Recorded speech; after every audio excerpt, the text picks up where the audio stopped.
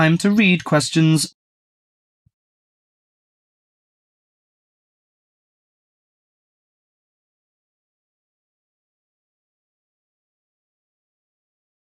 Now listen carefully to the conversation and answer questions. Hi, Max. How are you? Hi, Melanie. I'm fine. In fact, I'm preparing the coming holidays and I want to have a car tour with my friends. That sounds lovely. How is your preparation? Well, I haven't begun yet because I'm not quite sure how to rent a car and what the expense is like and something like this. Ha! You've run into the right person. I did the same last holiday and I can recommend it to you. I went to Avis Rent-A-Car Company, which is at 14A Dover Road, Oxford. Let me write it down. Is it DOVER? Yes, and the telephone number is 634-0963. But if you book for the first time, dial another number with extension. That is 634-0853, extension 54. OK, thank you very much. I'll have a try.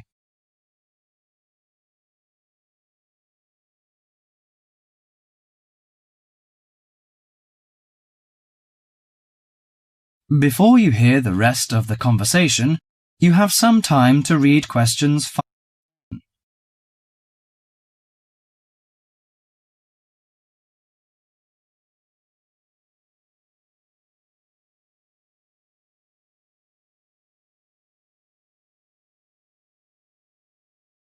Now listen to the conversation between Max and the assistant. Good morning, Avis Rent-A-Car Company. How can I help you? Hi, I want to book a car for tour. I want to inquire some information about the grade of the cars and the prices. No problem. We offer a wide selection of rental cars to choose from luxury car to economy car, compact car, minivan, and pickup truck. Well, luxury car is obviously out of my price range, but compact or economy is not big enough. You know, we have 7 persons together. Well, how about a minivan? It's perfect for road trips and will make your journey feel like you're in a living room on wheels. I think that's good. Well, what does it feature? I mean, what facilities does it have? Unlike most minivans with manual transmission, the rental minivan cars have feature automatic transmission, air conditioning, and AM/FM stereo. If you drive a long, smooth way, you can use the cruise control, which will save you a lot of energy. Good. How much is the price? If you rent an intermediate one, it will cost you £55 each day. If it is standard, the cost is £45 per day. I think the standard is enough. Oh, we have a special 50% discount for weekends, from Friday to Sunday. But that doesn't apply to tax, recovery fees, and optional services. Well, what are the optional services? Well, they usually include some extra facilities, like first aid kit or something like that. I know. We plan to start off on Friday, so we have to prepare 1 day in advance. I want to book from 30th of April, which is Thursday, and it will end next Monday. OK. Could you leave your name and the driving license number? My name is Max, and the license number is M9021. OK. You can pick up the car on Thursday noon. Besides, we offer some optional services like street maps, flashlight, and sunsheet. What would you like to have? Flashlight is not necessary, I think. But street maps are useful, especially when we drive in a strange place. As for the sunsheet, I'd like to give that a miss. We don't want to spend too much extra money. OK, Mr. Max, thank you for calling.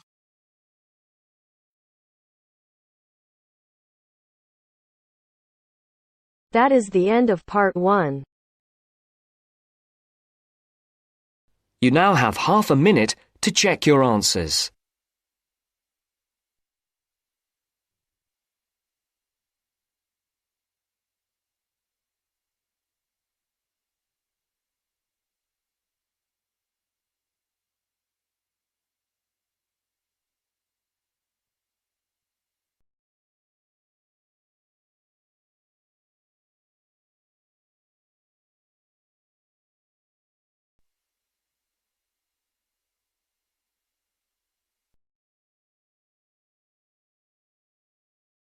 Now turns to Part 2.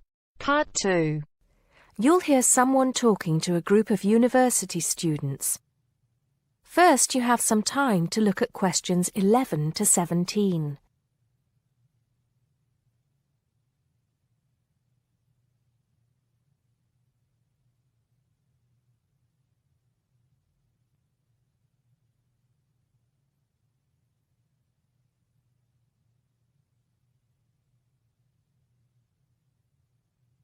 Now listen carefully and answer questions 11 to 17. Good morning, everybody, and welcome to Upton University. I hope you are settling in and beginning to find your way around. I know how confusing it can be when you start life at university, and that's why we have Freshers Week to help you find your feet. Before I go any further, I should perhaps introduce myself. My name is Sally Jackson, and I am the Secretary of the Students' Union, which has organized this week of events for you. You will usually find me in the office on the first floor of this building when I'm not attending lectures. Anyway, down to business. Of course, there are a few things that you are obliged to get done during your first week here. But once you've opened a bank account, if you haven't got one already, seen your director of studies to discuss which courses you are going to take, and signed up with a doctor, there will be plenty of time left to enjoy the events we have arranged for the week. And have we got a lot lined up for you? Throughout the week from Monday to Friday, every morning starting at 10 a.m., there will be orientation and welfare events. These will include tours of the campus, which, as you have probably noticed, is the size of a small town with 9,000 residential students, as well as sessions on developing study skills. We also have tours of Upton itself arranged for you, with a bus leaving from outside this building every afternoon at 5 o'clock. There are a number of interesting things to do and see in and around Upton, so you can expect visits to the castle and museum as well as the popular Ghost Walk. You'll need to sign up for this one, as numbers are limited. Just put your name on the list on the notice board in the entrance lobby. An important event is scheduled for Monday, that's the day after tomorrow, when we will be holding the academic fair. This is an opportunity for you to speak to students and academic staff about the courses that are on offer. The academic fair starts at 1 o'clock, by the way. There are a couple of other fairs that I think will interest you. First of all, we have the Societies Fair on Tuesday the 16th, which I think is an absolute must. You might not believe it, but the university has over 150 societies and sports clubs you can sign up for, so you are sure to find something of interest to you. That also starts at 1 o'clock, and it will be here in the Union Building. Also in this building is the Trade Fair on Wednesday from 2 until 5 in the afternoon. This one might sound a bit strange because you will find a load of banks and other businesses here trying to get your custom. You will find plenty of bargains and, best of all, a lot of the businesses give away stuff for free. Before you hear the rest of the talk, you have some time to look at questions 18 to 20.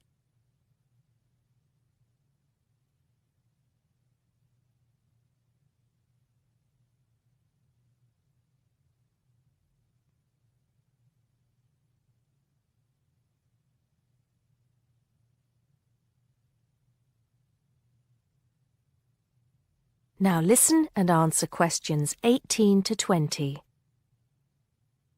We've also got a great entertainment program lined up for you, starting tonight with our welcoming party. We have a top band lined up for your entertainment, but I'm not allowed to say who they are. All I can say is that I am sure you will not be disappointed. So come along to Blackmore Hall at 9 o'clock this evening to get your university experience off to a flying start. Just one point. I'm afraid this event is limited to freshers only. Because of space restrictions, you can't bring a friend tonight. Sorry about that. There's more fun and games on Monday in the Cotswold Theater here on campus. We have booked two of the cleverest comedians in the country, Paul Frazier and Jenny Brown, for a 3-hour show. Paul has assured us that he and Jenny have packed the show with new material, and as they always get rave reviews for their shows, I think we can look forward to an evening of great entertainment. That's in the Cotswold Theater on Monday evening at 7:30. Moving along a bit, on Thursday there is an important date for your diaries. This is the official Freshers opening ceremony, when the Dean welcomes you to Upton University. So remember, Thursday the 18th from 2:30 to 3:30 in Blackmore Hall. You certainly should go to this one, and by the way, light refreshments will be available. At the end of the week, on Saturday, you have the chance to dress up in your smartest evening wear for the official Freshers' Ball. Actually, although it's called a ball, it is quite a relaxed affair, so we are more than happy if you turn up wearing jeans and a t-shirt. The important thing is to relax and enjoy yourselves. Time and place are the same as for this evening's party. Blackmore Hall from 9 in the evening to 3 o'clock in the morning. Right. I think I've covered the most important and exciting events we have lined up for you, but there will be plenty of other things going on throughout the week, so remember to check the notice board in the entrance lobby regularly. Enjoy the rest of the day, and I look forward to meeting as many of you as possible this evening at the welcoming party. That is the end of part 2. You now have half a minute to check your answers.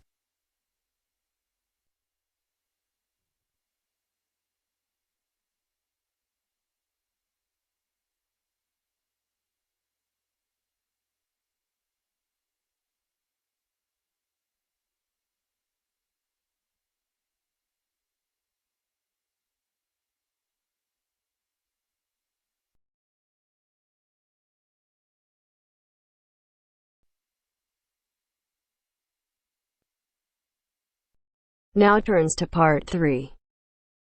Part 3. You will hear a discussion between 3 students, David, Joseph, and Carrie. In the first part of the discussion, they will be talking about lounges in different school buildings on campus. First look at questions 21 to 24.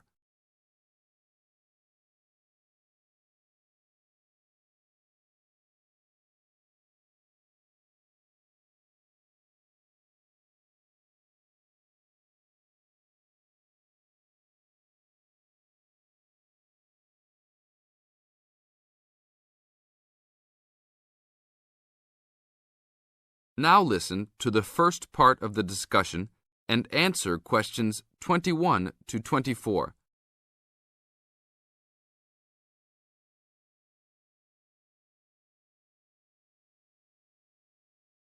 Hey, Joseph. Long time no see. How's it going? Oh, hey, David. It's going fine. I'm a little overwhelmed with all these new courses, but I'm hanging in there. Have you met my girlfriend, Carrie? No. Hi, Carrie. Hi, David. Joseph told me about you. You two had quite the time last semester in European history, I hear. Yeah, we like to hang out after class. Now it's a little harder, though. Lounges aren't as good as they were back there in Wilson Hall. Yeah, they had chairs, couches, and tables to put your stuff on. And that lounge was full. There must have been 25 seats in there. Really? The lounge in Jones Hall, where I have my communications course, only has about 10 chairs. It's awful. We all just stand around or leave. I wish we could hang out more. Well, Agriculture Hall is next door. Their lounge is on the first floor, and it has couches. I think there are about 6 of them, and they're comfortable and hardly used at all. That's not a good idea. Thanks. But don't go to lounge at Skidmore Hall. I don't even know why they call it a lounge.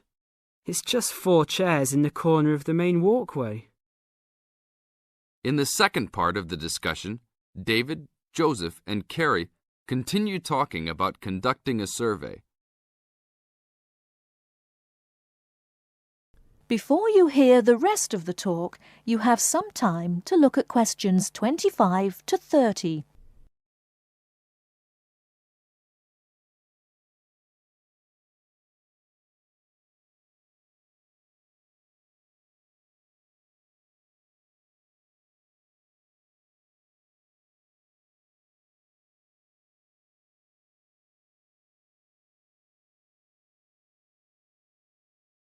Now listen and answer questions 25 to 30.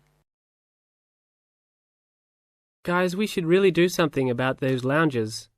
I mean, couldn't we gather signatures and try to get the university to improve some of the facilities? Yeah, that's a great idea. But we can't just say something random like, oh, you need to make the buildings nicer. We should come up with some kind of ranking system and have students rank buildings, how beautiful they are, how nice they are, etc. Well, if we were ranking on a scale of 1 to 3, you all know that I would rank Skidmore Hall a 1. Like I just said, that place is awful. No facilities. The bathrooms are way down in the basement. You're right. But they do have a nice balcony on the 3rd floor. That might increase its value. But you shouldn't rank the architecture. You should rank how nice the building is for students to hang out in. Oh, okay, then I agree with you. So should we do this? I think it's a great idea. But let's try it ourselves on a couple buildings so that we can work out any bugs in it. I think Wilson Hall is the best. Sure, but we've already begun. We will give a building 1 point if it has poor facilities, not enough chairs and no vending machines, that kind of thing. And give a building 2 points if it is okay or acceptable. We can rank buildings that we really like as having 3 points. So like Joseph said, I think Wilson Hall is the best. It should have 3 points for sure. And Skidmore has a 1. Now what other buildings should we rank? How about Merris Hall? No, they're not done with that one yet. But it looks like that will be a good place to hang out. How about Agriculture Hall? You said something about that hall a bit earlier.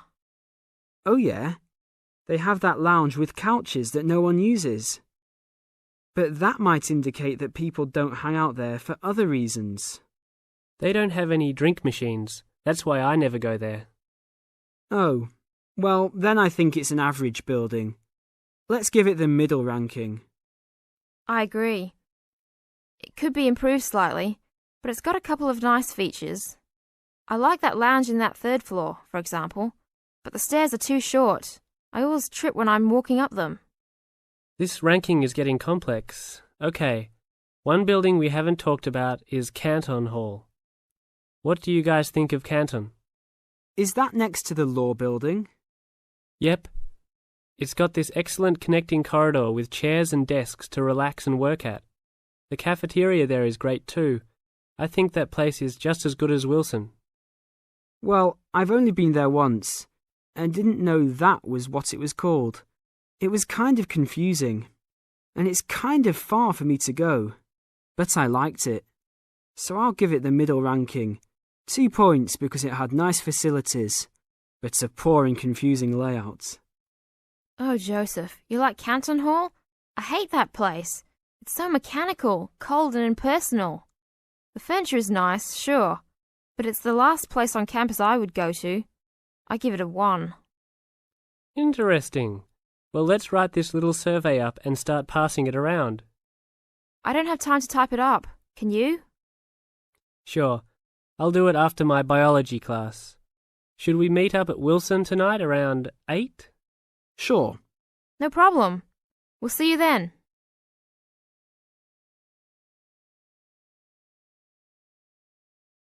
That is the end of part 3. You now have half a minute to check your answers.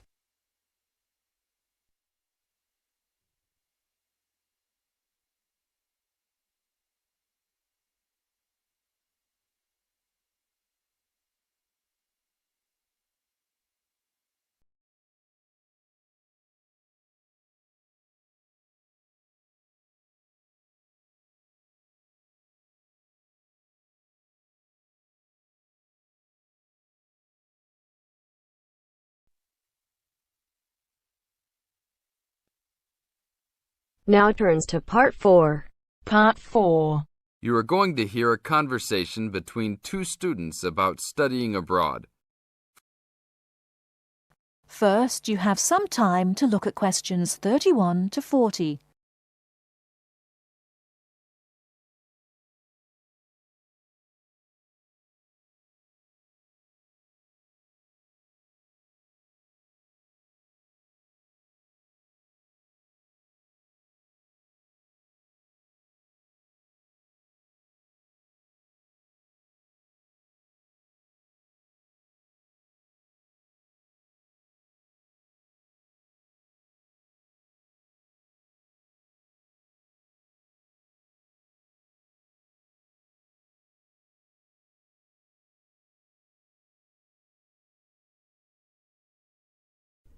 Now listen carefully and answer questions 31 to 40.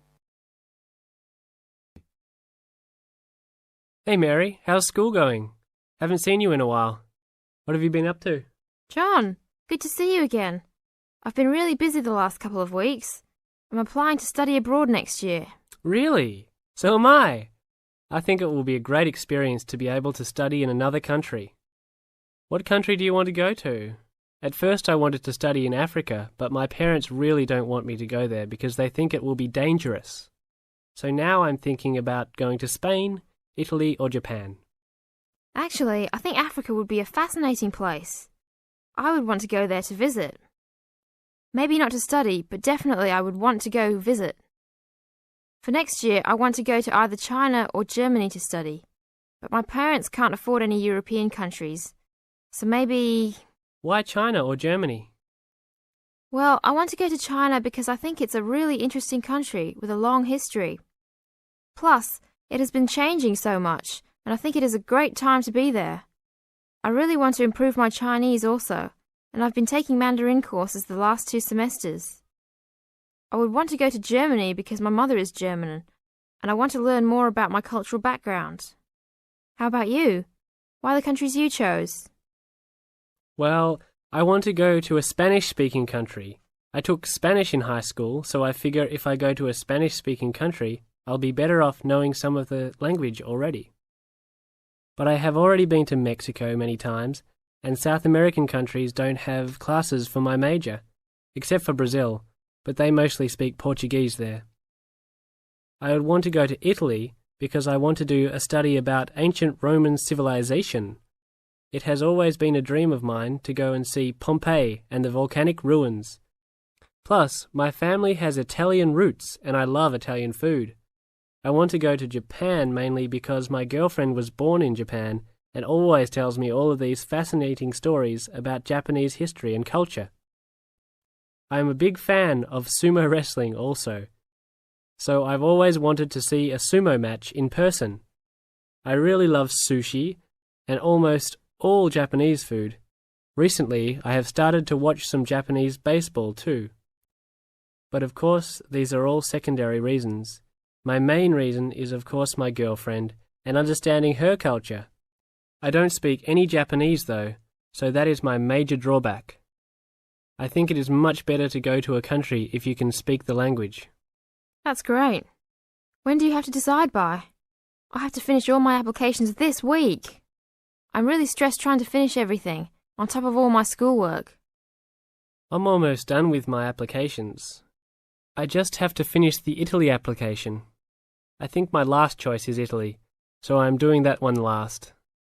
How long do you want to go for? I think I'm only going to go abroad for 1 semester, or else I won't be able to graduate on time. I have many classes left until I can finish my degree, and I'm not sure if I will be able to take them studying out of the country.